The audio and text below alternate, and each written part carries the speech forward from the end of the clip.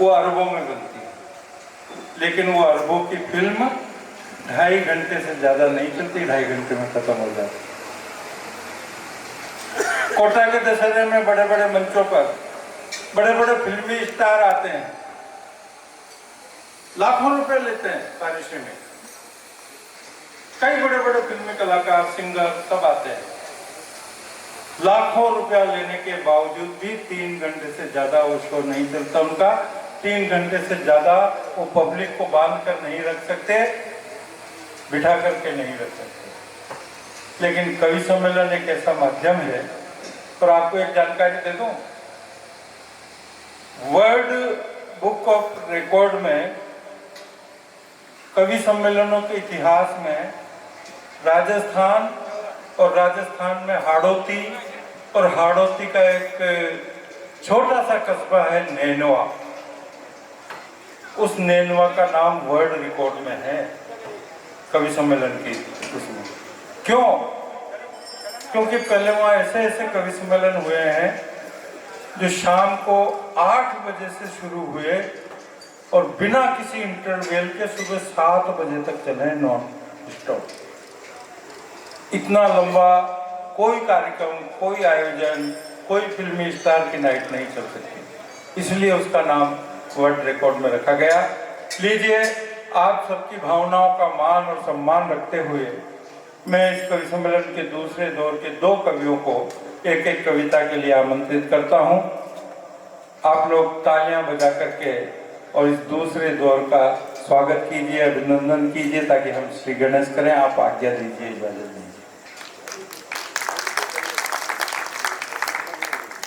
और जैसा कि मैंने कहा, दूसरे दौर में केवल जो आप लोग चाहते हैं, अजय भाई मंच पे आ जाइए। एक कविता आपकी होगी और एक समापन कविता 1 या 2 और जो भी वो वेद भाई की होगी। और उसके बाद आज के इस कवि सम्मेलन का, क्योंकि कवि सम्मेलन अक्सर शनिवार को होते हैं तो इतवार को छुट्टी रहती है दुकानों की, ऑफिसों की, लेकिन आज का ये हमारा कवि सम्मेलन शनिवार को नहीं है, गुरुवार को है। सब लोगों को अपनी अपनी दुकानें भी खोलनी है, अपनी अपनी सर्विस के लिए भी जाना है, ऑफिस भी जाना है। इस चीज़ का ध्यान रखते हुए हम ये निर्णय ले रहे हैं। और मैं बुलाता हूँ आपकी जोरदार तालियों के गड़गड़ाहट के साथ, जिसको आपने बहुत भरपूर दिल से, मन से, तन से तालियां बजा करके प्यार दिया, दुलार दिया, उस अजय अनजान को, जिसने आपका दिल जीत लिया, जिसने आपका 12 का मन लूट लिया। भाई अजय अनजान आए, और क्योंकि उन्होंने एक ही कविता पढ़ी थी जो बहुत वायरल है, विश्व प्रसिद्ध है, अब वो अपनी दूसरी रचना, जो उनका मन करे, जैसा वो चाहे उसमें।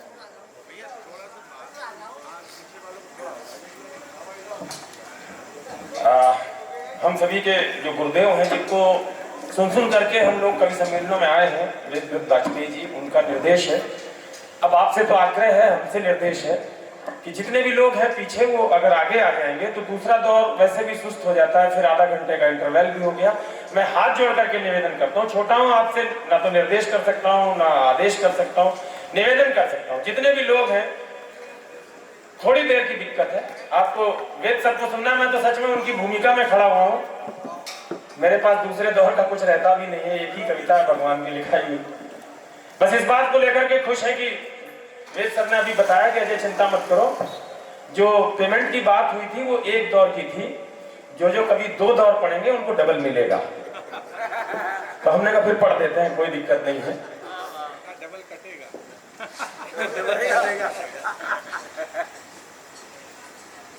चल के सरहद पे कभी बर्फ पे लेटा जाए। लोगों ने कहा कि सेना में जो लोग चले जाते हैं बच्चे, ये जो सुबह दौड़ते हैं आपके 12 की सड़कों पे, पगडंडियों पे, ये वेतन के लिए सेना में जाते हैं, इनका काहे का सम्मान करना है। हमारे मंच के बड़े कवियों की टिप्पणी है, आपकी तालियां उठे। ये जो सुबह सुबह दौड़ते हैं सेना में जाने के लिए, ये वेतन के लिए जाते हैं। हमारे मंच के कवियों ने कहा आपके व्याकरण खराब है भाई साहब, वर्तनी खराब है। ये सेना में जाने वाले बच्चे वेतन के लिए नहीं, एक मात्रा हटा दो, वेतन के लिए नहीं, वतन के लिए सेना में जाते हैं। तब निवेदन करता हूं, सुनिएगा। ऑपरेशन सिंदूर चल रहा था उस समय की 4 पंक्तियां हैं। मैं क्या चाहता था आपकी बड़ी तालियां समर्थन की उठे कि चल के सरहद पे कभी बर्फ पे लेटा जाए। ये -18 और +50 डिग्री सेल्सियस में जो बेटे AK-47 और AK-56 सीने से चिपका करके रहते हैं, ये हमारे आपके बेटे हैं, किसी बड़े नेताओं के बेटे भी नहीं है, फिल्म स्टारों के बेटे भी नहीं। चल के सरहद पे कभी बर्फ पे लेटा जाए, सबके घर से ही कोई फौज में बैठा जाए, सिर्फ इतना सा मेरा स्वप्न है मेरे ईश्वर, सिर्फ इतना सा मेरा ख्वाब है मेरे ईश्वर। मौत जब भी हो तिरंगे में लपेटा जाए, मौत जब भी हो तिरंगे में लपेटा जाए, मौत जब भी हो तिरंगे में लपेटा जाए। बर्फ की चट्टानों के ऊपर बेटे लेट जाते हैं। अभी हाल ही में एक मेजर का इंटरव्यू सुना भाई साहब, लेडीज मैडम थी रिटायरमेंट के बाद, एक पॉडकास्ट में उनका इंटरव्यू मैंने सुना। बता रही थी कि एक फौज की टुकड़ी जा रही थी दुश्मन से मोर्चा लेने के लिए, तो किसी ने ग्रेनेड फेंक दिया। ग्रेनेड फेंका तो हमारे बहादुर बेटे का हाथ उड़ गया। हाथ उड़ रहा था, बहादुर बेटे ने उसको दूसरे हाथ से पकड़ लिया, कंधे पर रख लिया। पीछे चल रहे किसी साथी ने पूछा, ए भाई जरा टाइम तो बता दे। उस मर्दानगी पे आपकी तालियां उठे जब पीछे से किसी साथी ने पूछा, भाई टाइम बता दे। तो आगे चल रहे सैनिक ने, जिसने अपना हाथ दूसरे हाथ में पकड़ा था, उसने कहा था, भाई तू ही देख ले, हाथ उसी वाले हाथ पे घड़ी बंधी हुई है। ये हिंदुस्तान के सैनिक हैं, ये हिंदुस्तान के वीर बेटे हैं। तब 4 पंक्तियां लिखने को मजबूर हुआ आपका कवि, जीवन पोथी के हर पन्ने पर अभिमान लिखा निकला। क्या है हिंदुस्तान के सैनिक? जीवन पोथी के हर पन्ने पर अभिमान लिखा निकला, और रक्त की बूंद बूंद पर बस बलिदान लिखा निकला।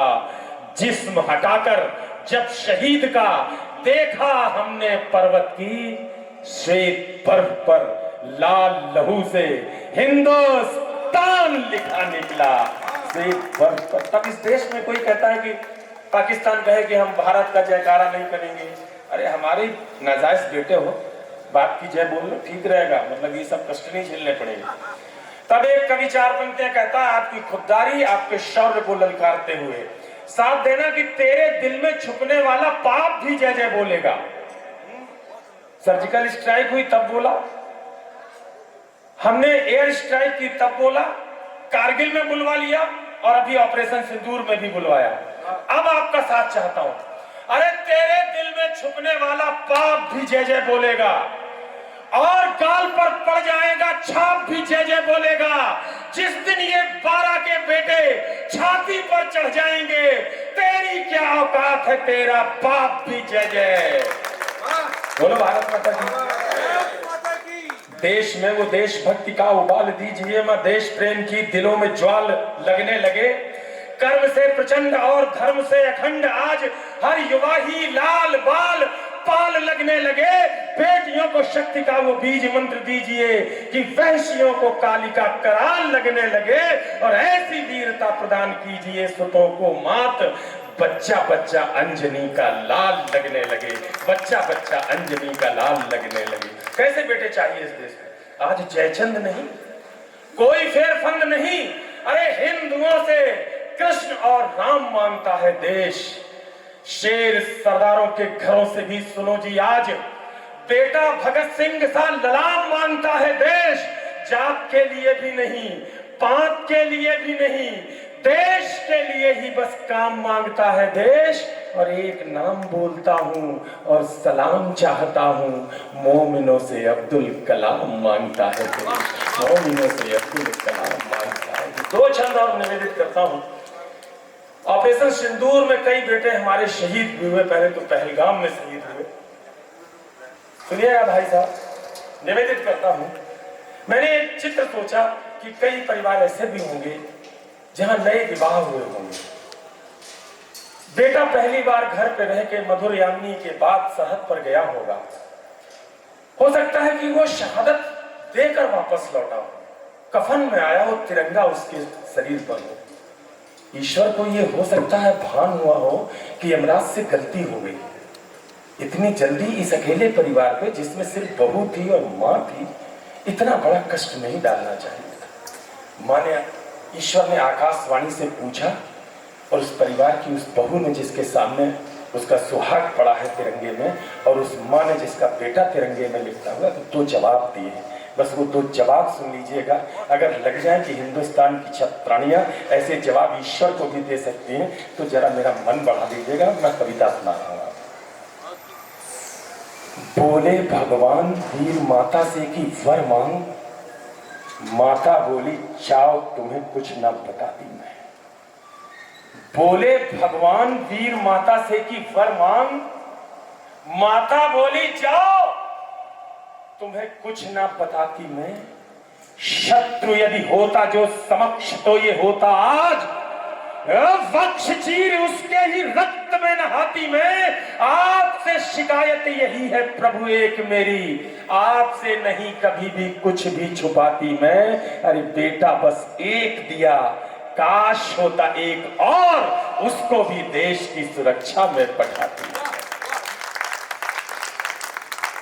भगवान को लगा कि मां कोई क्षतिपूर्ति, कोई कंपनसेशन कैसे बर्दाश्त कर लेगी, कैसे मांग लेगी।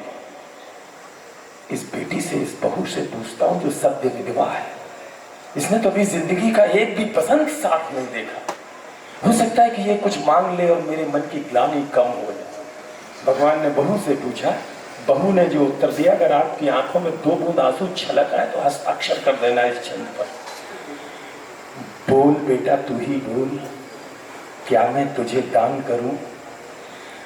बोल बेटा तू ही बोल, क्या मैं तुझे दान करूं। बहू बोली अब ना कोई दंगा मुझे चाहिए, शीश पे हिमालय तना रहे सदैव और वक्ष पे प्रवाहमान गंगा मुझे चाहिए। कोख में जो पल रहा है पति का प्रतीक नाथ, बेटा हो वो हष्ट पुष्ट चंगा मुझे चाहिए। या तो शत्रु वक्ष पे ही गाड़ के वो लौटे, या तो उसके भी ताबूत पे तिरंगा उसके भी ताबूत पे तिरंगा मुझे चाहिए। क्या बात है। ऑपरेशन सिंदूर के दौरान बड़ा ये हुआ कि सीज फायर जल्दी कर लिया और थोड़ा निपटाई देना था, पीओके ले लेना था। आप सबके मन की भावनाएं हैं। 4-6 पंक्तियां दादा की भूमिका में पढ़ते हुए, क्योंकि मुझे मालूम है वो फिर से पढ़ेंगे, फिर सारे लोग आगे आ जाएंगे, फिर कार्यक्रम उसी रेंज में पहुंच जाएगा जहां उन्होंने छोड़ा था। सिर्फ भूमिका के लिए वो कविता पढ़ता हूं जो आप सबके मन की थी, मन के साथ सुनना। मातृभूमि के जो विरुद्ध हो वो अभियान मिटाना है। सेना जा रही थी, मैं सेना से बोल रहा हूं, सेना से बात कर रहा हूं, और आप सबके मन की बात भी अगर मैंने सेना से कह दी हो तो तालियों से साथ देना, क्योंकि थके आप भी हो, थके हम भी। मातृभूमि के जो विरुद्ध हो वो अभियान मिटाना है। हर कीमत पर दुश्मन का झूठा अभिमान मिटाना है। अरे दुनिया के नक्शे से अब की नाम निशान मिटाना है। खुली छूट है अब की पूरा पाकिस्तान मिटाना है। आपके मुंह से आवाज ही नहीं निकली, इससे तो पड़ता ही नहीं। इस बार साथ देना। मातृभूमि के जो खिलाफ हो वो अभियान मिटाना है। हर कीमत पर दुश्मन का झूठा अभिमान मिटाना है। दुनिया के नक्शे से अब की नाम निशान मिटाना है। खुली छूट है अब की पूरा पाकिस्तान। हर वो हाथ तोड़ देना है जो भारत की ओर उठे, हर वो आंख फोड़ देना है जो भारत की ओर उठे। अब पंजा मरोड़ देना है मातृभूमि के दुश्मन का। हर कोना संरक्षित करना है अब अपने आंगन का। अरे निर्भय जीवन युद्ध भूमि का संविधान हो जाता है। समर भूमि के अंधकार में नौ विहान हो जाता है। वीर जूझ कर जंग जीत कर आन बान हो जाता है, और वीर गति मिल जाए तो फिर महान हो जाता है, और वीर गति मिल जाए तो फिर महान हो जाता है। तब इतिहास विनम्र भाव से शौर्य गान लिखता उनका, और तिरंगे का गर्वित मन यशोगान लिखता उनका। उसी तिरंगे की रक्षा को फिर हम लोग बाहर के दुश्मनों से कभी नहीं हारे। ये हमेशा नुकसान घर वाले ही पहुंचाते हैं भाई साहब। जैसे तैसे माहौल बना के लाते हैं, नहीं घर पे भी कई जरूरी काम आ जाते हैं। हाँ इस समय आते हैं। हर कीमत, हाँ मातृभूमि के जो विरुद्ध वो अभियान मिटाना है, हर कीमत पर दुश्मन दुनिया के हर वो हाथ तोड़ देना है जो भारत की ओर उठे, हर वो आंख फोड़ देना है जो भारत की ओर उठे, अब पंजाब मरोड़ देना है मातृभूमि के दुश्मन का, हर कोना संरक्षित करना है अब अपने आंगन का। निर्भय जीवन युद्ध भूमि का संविधान हो जाता है, समर भूमि के अंधकार में नौविहान हो जाता है, वीर जूझ कर जंग जीत कर आन बान हो जाता है, और वीर गति मिल जाए तो फिर महान हो जाता है। तब इतिहास विनम्र भाव से शौर्य गान लिखता उनका, और तिरंगे का गर्वित मन यशो गान लिखता उनका। उसी तिरंगे की रक्षा को फिर बंदूक उठानी है, पापी पाकिस्तान को इसकी नानी याद दिलानी है। बात नहीं बनने वाली है बातों से मनवारों से, बात नहीं बनने वाली है बातों से मनवारों से, चिंगारी का उत्तर अब देना होगा अंगारों से। और एक जानवर बताया जाता है जिसकी पूंछ कभी सीधी नहीं होती, नाम नहीं लिया मैंने, बड़े कवि बैठे ये डांटते बहुत हैं, लेकिन इशारों से अगर अपनी बात मैंने सही ढंग से कह दी हो तो तालियां देना। बात नहीं बनने वाली है बातों से मनवारों से, चिंगारी का उत्तर अब देना होगा अंगारों से। अरे टेढ़ी पूंछ तोड़कर सीधी करना बहुत जरूरी है, शीश के बदले शीश काटना अब अपनी मजबूरी है। 3 रंग वाले झंडे हम सरहद पर फहराएंगे, 3 रंग वाले झंडे हम सरहद पर फहराएंगे, और इन्हें छूने वालों के शीश उतारे जाएंगे। खून खराबा करने वाला हर शैतान मिटाना है, खुली छूट है अब की पूरा पाकिस्तान, खुली छूट है अब की पूरा भूल गया तू ना मुराद। ये बात करते हैं कि भारत से पंगा ले लेंगे, भारत के मंचों पर जो टिप्पणियां चलती हैं वही नहीं झेल पाओगे। हमारे यहाँ कवि कहते हैं कि भारत की जेलों में इतने कैदी बंद हैं कि मोदी जी टीवी पर आए और एक बार बोल दें कि भारत की जेलों में जितने भी कैदी बंद हैं उनकी सजा माफ। वो बोले कैदियों की सजा माफ, उधर पाकिस्तान भूल गया क्या ना मुराद, हम बंग विजय का दावा है। भूल गया क्या ना मुराद, नहीं आपसे नहीं कह रहा हूं, पाकिस्तान से ही कह रहा हूं। भूल गया क्या ना मुराद, हम बंग विजय का दावा है। जितनी तेरी जनसंख्या है उतने नागा बाबा है। काल भैरवी का आवाहन कर बंदूक उठाएंगे, 10 घंटे में रावलपिंडी पर झंडा फहरा। आपने तो कहा दिया 10 घंटे में फहराएगा। अभी मैं अपने यहाँ अपने जिले में पढ़ा था, एक लड़का आया था छुट्टी लेकर के, वो अग्निवीर। उसने बोला भाई साहब आपको कुछ पता नहीं है सियासत का और सेना की परिस्थिति का, आप तो कवि लोग हो, मंच पर खड़े होकर कुछ भी बोल देते हो, सच्चाई हम जानते हैं क्या चलता है अंदर अंदर।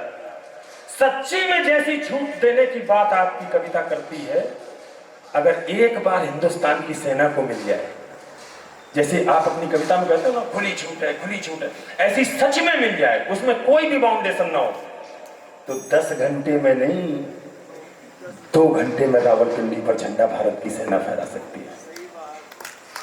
यहां तब तक रहेगा जब तक तालियां नहीं बजेंगी। भूल गया क्या ना मुराद, हम बंग विजय का दावा है। जितनी तेरी जनसंख्या है उतने नागा बाबा है। काल भैरवी का आवाहन कर बंदूक उठाएंगे, 10 घंटे में रावलपिंडी पर झंडा फहराएंगे। अरे मेरी बात अगर सच है तो दोनों हाथ जरा खोलो और वतन के साथ साथ भारत माता की बहुत बहुत आभार। आइए मैं दादा से निवेदन करता हूं कि वो हमारे मंच के हीरो, हमारे वेदव्रत वाजपेयी जिनको सुनकर आप झूम उठे थे, हम सब भी झूम झूम के ही कवि बने हैं, तो उन्हें बहुत सम्मान के साथ माइक पर दावत दें। दादा यादवेंद्र जी, सुरेंद्र यादवेंद्र जी। और अगर मैं तो ये भी चाहूंगा कि 2 वीर रस के कवियों के बीच अगर थोड़ा सा छेनी फंसा दी जाए हास्य की तो वो भी बड़ा ही अच्छा रहेगा। एक बार तालियां दादा के लिए बजा दीजिए, अच्छा कवि। नहीं ये